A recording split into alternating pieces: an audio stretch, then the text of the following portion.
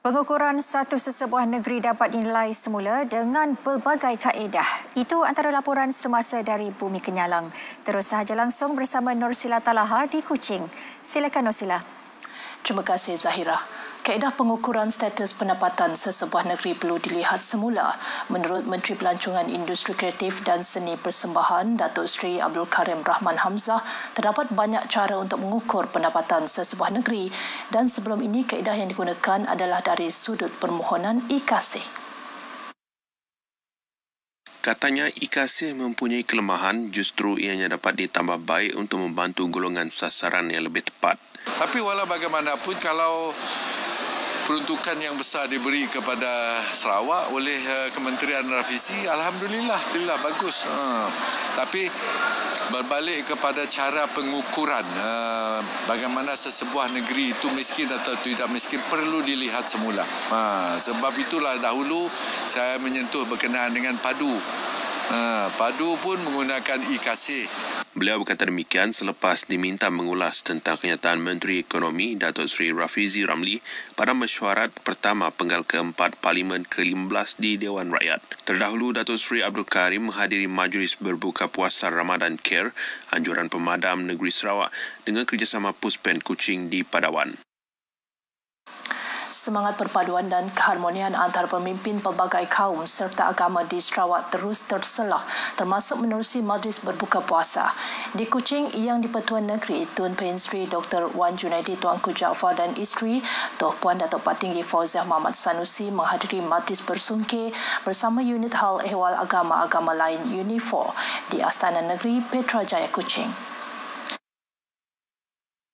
Perkongsian di Facebook rasmi yang di-Pertuan Negeri memaklumkan antara pemimpin pelbagai agama yang hadir termasuk Uskup Gereja Anglikan di Sarawak dan Brunei, Datuk Donald Jude, Uskup Gereja Roman Katolik, Datuk Simon Poh dan Presiden Persatuan Kuil Sikh Sarawak, Datuk Dr. Kalwinder Singh Khaira.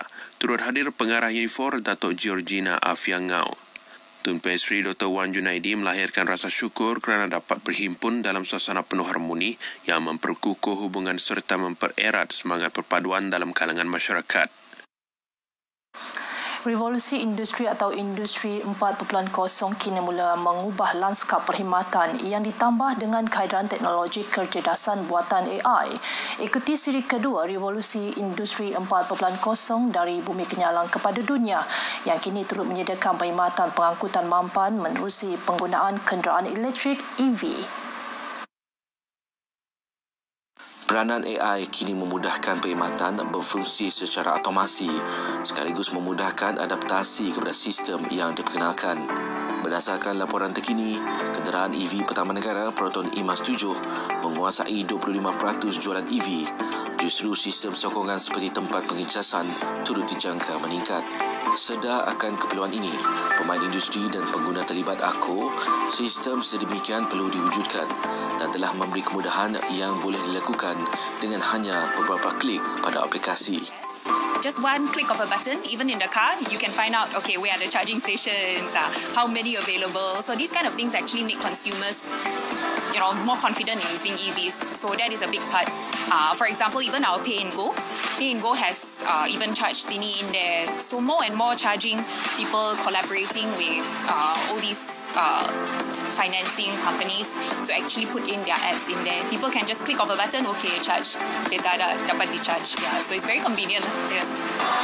Having apps such as Pay and Go makes it easier for me to be able to go about my day-to-day life, especially when, I want to go, if I'm thinking of exiting the mall or if I want to go and pay my bills, I can just do it from my phone now. I don't have to think about queuing up, I'm taking the time to sort through looking for cash or getting my bills to actual outlet to pay physically. So having it done online makes the flow easier and makes it easier for me to go about my day. Ekonomi baru ini sering dikaitkan dengan ungkapan data is the new oil dan ia pada masa sama telah melancarkan segala urusan harian dengan lebih mudah, cekap dan selamat. Jika revolusi industri 4.0 di Jerman bermula di Berlin, tidak mustahil Kuching menjadi titik mula di Malaysia untuk menembusi pasaran global. Aplikasi seperti ini telah berjaya mengubah kehidupan seharian dengan lebih mudah secara atas talian maupun secara digital sepenuhnya. Firdaus Rashid Idris, RTM. Sebanyak 56 bas baru akan beroperasi secara berperingkat di Kuching di bawah program transformasi perkhidmatan bas berhenti-henti bas.my Kerajaan Persekutuan.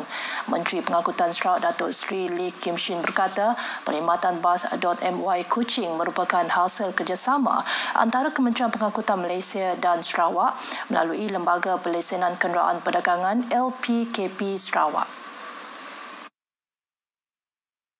Sebagai permulaan, 6 bas akan mula beroperasi bagi laluan open air market Kuching hingga ke Serian, meliputi jarak 67 km dengan 48 hentian. 5 lagi bas akan beroperasi tidak lama lagi, manakala baki dijangka beroperasi selewat-lewatnya penghujung April ini. Beliau berkata demikian kepada pemberita selepas pra-pelancaran bas.my di Kuching hari ini. Bas baru tersebut akan dilengkapi teknologi moden seperti CCTV, sistem penjejakan GPS dan ciri mesra orang kelainan upaya OKU. Sementara itu, dalam perkembangan sama, Datuk Seri Lee memberitahu Kementerian Pengangkutan Sarawak MOTS sedang berbincang dengan Dewan Bandar Kuching Utara DBKU untuk menambah lebih banyak hentian bas serta meningkatkan kemudahan berkaitan di sekitar bandar. Katanya ia masih dalam proses kelulusan DBKU bagi menentukan lokasi hentian bas yang telah dikenal pasti di sepanjang 10 laluan tersebut. Sebelum ini, Lembaga Perlesenan Kenderaan Perdagangan LPKP Sarawak telah menjalankan pemetaan laluan bagi mengenal pasti dan mengesahkan kesemua hentian bas yang akan digunakan. Dalam pada itu, pengerusi LPKP Sarawak, Michael Kong Feng Nian, berkata pihaknya akan bekerjasama rapat dengan MOTS sebagai penghubung kepada kerajaan negeri dengan melihat bantuan yang boleh memperbaiki dan menaik taraf hentian bas demi keselesaan pengguna. Pembangunan infrastruktur di daerah Sebauh perlu selari dengan kemajuan pesat Bandar Bintulu bagi memastikan penduduk luar bandar turut merasai manfaat pertumbuhan ekonomi dan kesejahteraan sosial. Menteri Industri Makanan, Komuniti dan Pembangunan Wilayah Sarawak, Datuk Seri Dr. Stephen Rundi Utom berkata, projek-projek seperti Jambatan Sebauh, Jambatan Besi Sungai Binyo serta pembinaan akses jalan raya bukan sekadar meningkatkan kemudahan asas tetapi juga membuka lebih banyak peluang ekonomi dan memudahkan pergerakan penduduk serta perniagaan di kawasan tersebut. Beliau menjelaskan infrastruktur yang lebih baik akan merangsang pertumbuhan ekonomi, memberi manfaat kepada masyarakat pedalaman dan memperbaharui lanskap Pekan Sebauh secara menyeluruh. Di samping memastikan pembangunan Sebauh tidak ketinggalan dan mampu berkembang seiring dengan Bandar Bintulu. Beliau berkata demikian dalam sesi taklimat status pelaksanaan projek khas Premier Sarawak di Pejabat Daerah Sebauh. Sekian perkongsian berita dari Sarawak. Dari Sungai ke Sagara, Palestin pasti merdeka. Kembali bersama Zahira di Angkasa Puri untuk perkembangan berita selanjutnya. Baik, terima kasih Nursila.